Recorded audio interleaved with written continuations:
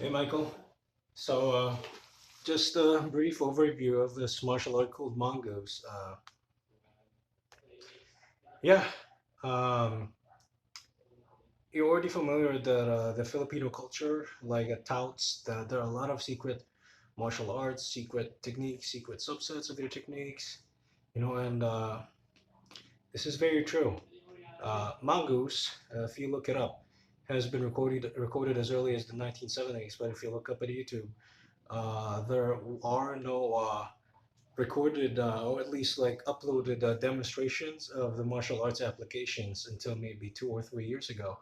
So only up to 3 years ago, this martial art was kept completely secret, and I'm not even sure that I'm actually privy to the real thing. Although purportedly this is the real thing, I will never know. And as for my level of expertise in this art, there are 5 levels. Okay, I am a level 1.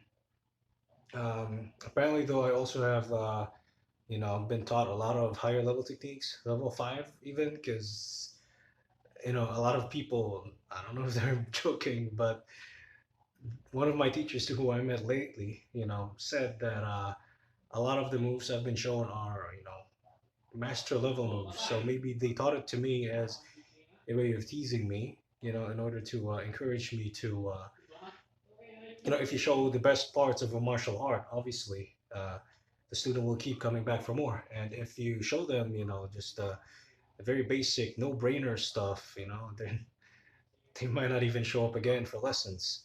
So yeah, Mongoose. Mm. Uh, Now, the real Mongoose, the real combat, the real one you taught to bodyguards of the Iglesia Ni Cristo, and they're yeah, I want to avoid libeling anybody, but the real one taught doesn't really involve a lot of jerking. Mostly it's hand trapping, uh, locks. But the one taught to the public, and I'm not saying that because this isn't much of a secret that it's an inferior technique. It involves a lot of jerking, revolves around jerking, and it's for a very simple reason. The best way to cleanly strike your opponent repeatedly to get a clean lock in is to employ jerking. Because if you simply, like, even if you wrist lock somebody, and I've done this a lot, okay? I used to do security work and I used to get into a lot of fights. Uh, the sweet spot, okay, if you're going to use wrist locks and stuff for pain compliance, it's not very reliable because, see, it's a wide range of motion and only about like maybe there's only like let's say 95% of the way before breaking somebody's wrist. Can you control somebody with it? And you might break it accidentally. So if you want to restrain somebody without really damaging them in the long term, jerking is the way to go. Okay, wrist locks. What do you call that? Striking, obviously, in order to get a clean hit. Not only does it really lead to clean hit if you look at boxing, but you will cause damage to somebody, and that's really not the way to train, even in sparring. And if you are, a bouncer or a police officer, it's not really good to strike somebody. Uh, Another, okay, arm locks. Okay, again, you could end up breaking somebody's arm, and yeah, and the fact that yeah, if you okay, let's say when it comes to locks like wrist locks and elbows, uh, arm locks. Okay, if you err on the side of not breaking it, you won't be able to stop your opponent from hitting you. So you will get hit in the process. And this is very relevant in knife defense because in knife defense, okay, if you already have a 2-on-1 on somebody's arm, letting go in order to strike them, if you look at my videos, could lead to them letting go, what do you call that, escaping and then stabbing you. So not really recommended. So Okay, jerking. Yeah, what else? Oh yeah, some other ways include sweeping. Okay, but against someone with good judo, you can't really sweep them very well. Uh, the most reliable way you can do that is by jerking. So if you jerk somebody, see, just look at me here. What happens is, see, you notice that obviously if you pull at my arm, it's gonna move my entire head. It's gonna move my entire center of balance. If I were trying to punch you, it would fall out of alignment. See, if I was say loading up a punch like that, then I get pulled this way, I might forget to punch. So that's the purpose for this. Another is to see cause whiplash. If you manage to learn this technique just by watching and learn to pull it off on somebody, they will tell you that what it does is cause momentary blindness. A few seconds of complete blackness and headaches actually. But I can teach you a what do you call that? How to massage somebody so that they recover from that. And yeah, so that's what will happen, and this will keep your opponent from hitting you. So how to use jerking? Okay, so now what simple physics is. See, obviously the slowest part of my body is my center mass. See, okay, and my entire body. Okay, if I punch this way, this the fastest move that I have, the highest velocity move that I have is a haymaker like that, or this. See, uh, that will reach a very high velocity. But the problem is that okay, velocity, g-force. Okay, what do you call that?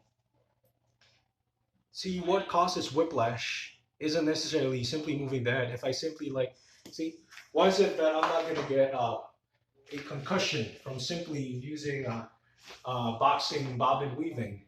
Well, it's because my head isn't really moving fast enough to cause my brain to slosh back and forth in my skull. Okay, what does that is velocity. However, if you only use your arms to pull somebody, you're not even going to move them, especially if they're bigger than you. Obviously, if you want to move somebody much bigger than you, you're going to have to move your entire body. See? But if you move your entire body like that, what's going to happen is that you're not going to produce enough velocity. You're not going to produce enough acceleration. That's the right word. To you're not going to produce enough G-force to cause whiplash. So what you're going to do is do both at the same time.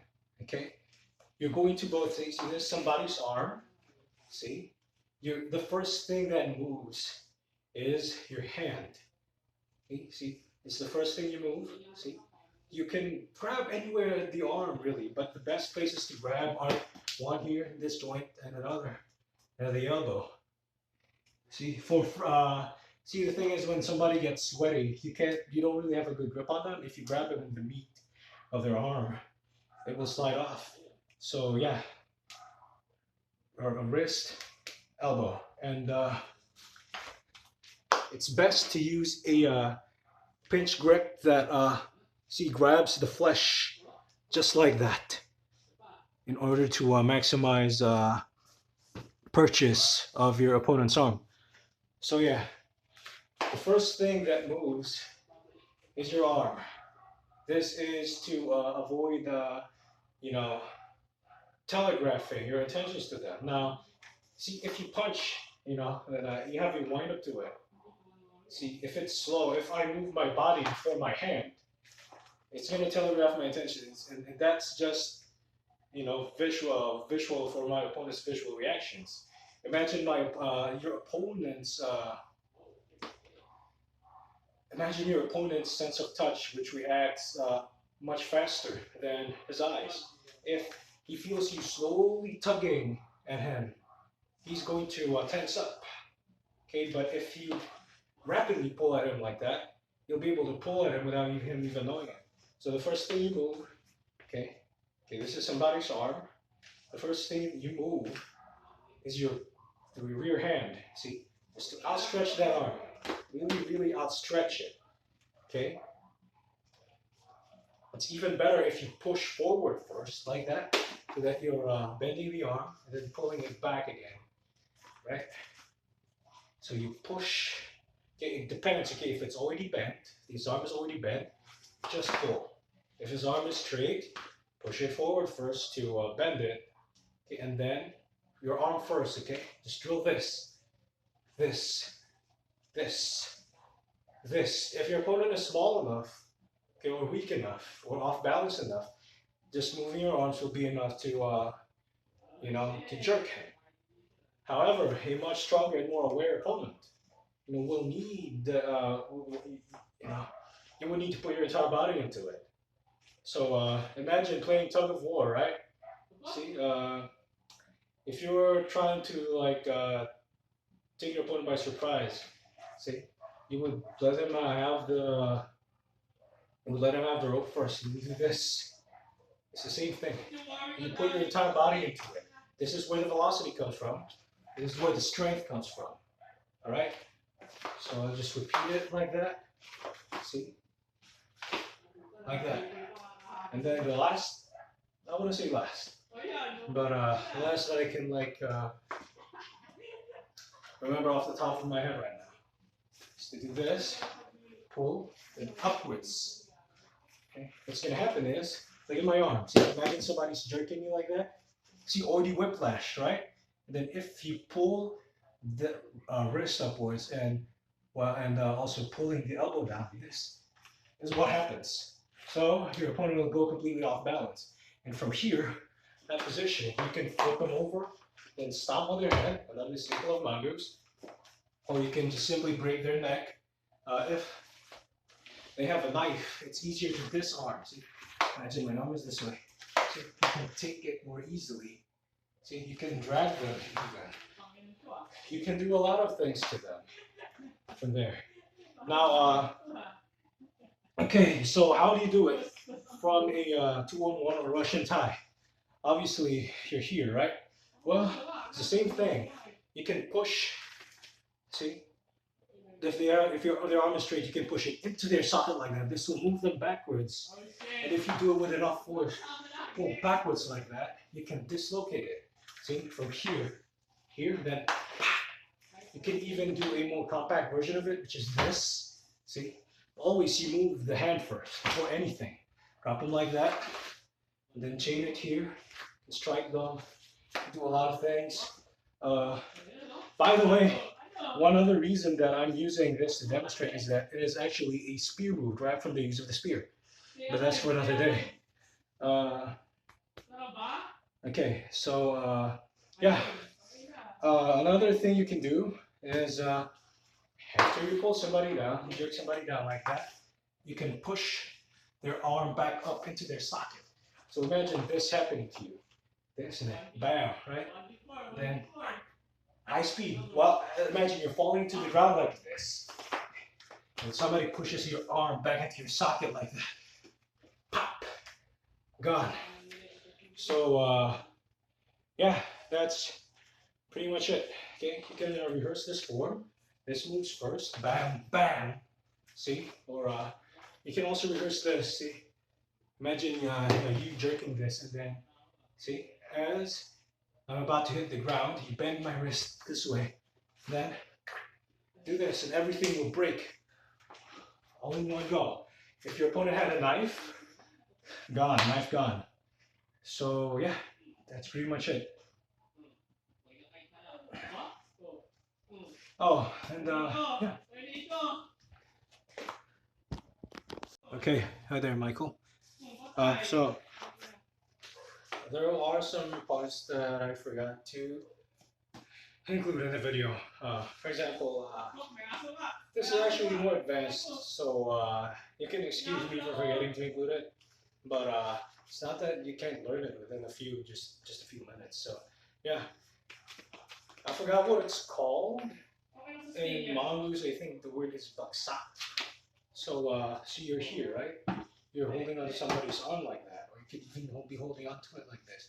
What you can do is this. Look at me. See? Right. See, from tall and narrow to low and wide. See, low and wide. And then as you do that, see, You can even like push it back up and then pack like that. So you can do it when you're really tied up with someone like that. See, you can't find a way out. If you let go, you're gonna get stabbed. See, and you can't sweep them. They got really good judo. Or you're very low to the ground. See, you can fall like this and pack. Do that. See, do that and right and what else? Yeah. Also, the one-handed jerk. See? Oh, by the way, that weight dropping thing, baksak. You can do it grabbing somebody by the hair. See? Drop like that. You can see me do that in a lot of my videos. Uh, if you get behind somebody, see? Call that like that. See? See? Now you have them. See? Then there's one-handed jerking. Okay, so same thing. See? This is very useful from maybe a handshake position. See, somebody grabs your wrist and okay, you break the wrist, walk away. I'm kidding. See, somebody grabs your wrist, you can grab them this way. Like that. See? You can even apply it to, see, if you are, say, clinching with somebody, you could grab his wrist. You could use one hand or use one hand, drop him like that. Or you could use just one hand, see? Work him this way, then go this way. See? Many applications. You can jerk him with one hand, see, and then quickly strike this way. So many applications.